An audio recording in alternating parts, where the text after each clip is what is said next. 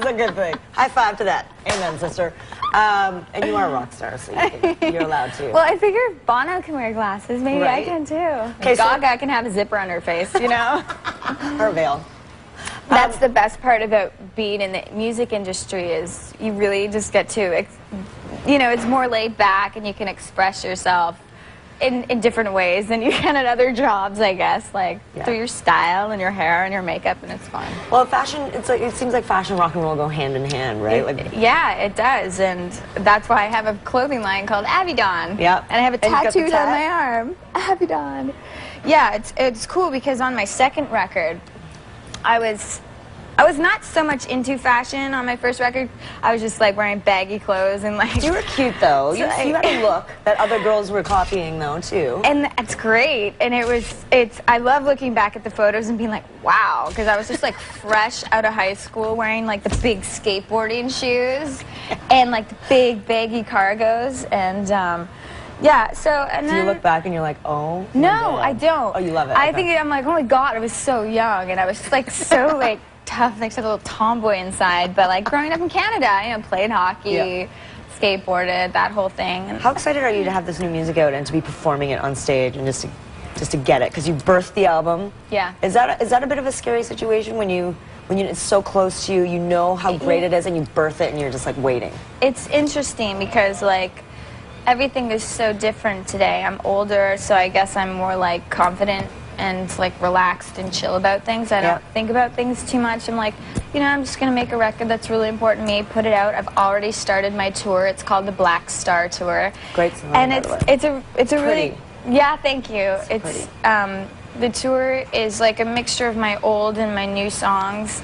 And there's like rock out moments, and then I'm on the piano, or we do some acoustic, more stripped down stuff. So it's been going good so far. You mentioned, I mean, I was reading the liner notes. You've co-written and written every song pretty much, and produced and engineering. You're getting into that, right? And you're still the liner notes. You thank Derek Whibley, who is he's the first person I thank. Yeah, you have such a great bond. How do you maintain that friendship and on that personal level or professional level, and just make it work that way? Well, I've known Derek since I was 17, and he was 21, and we met in Vancouver, and we've been friends for a really long time in each other's lives for a really long time, and we do have a special bond. I just think really highly of him. He's extremely talented. He's a really good person, and he's like family to me. And he's one of the closest people to me, so I'm grateful for the time that we share together. But what also is awesome is that, you know, we worked together on this record in our home studio, and he produced a bunch of the songs.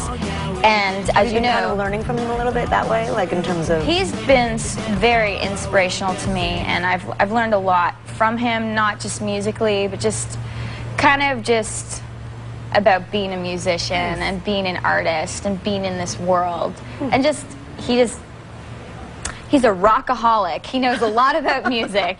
And yeah, I really love his band, Sum 41. Their music is amazing, and I respect all of them and their music.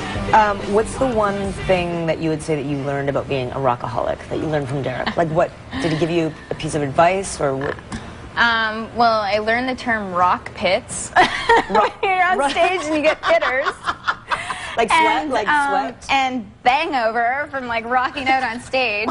Sometimes when you go on stage and you're like rocking out, like you wake up with like whiplash. Oh my God, that's hilarious. How often does that happen to you?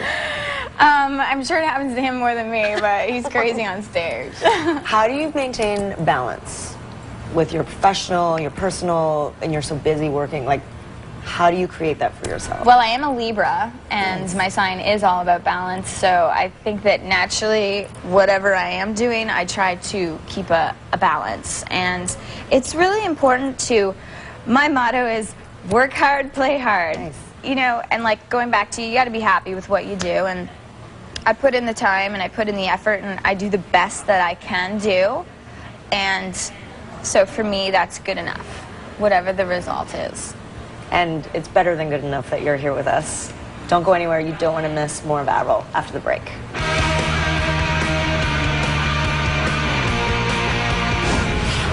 Up next, Avril acts out for a cause.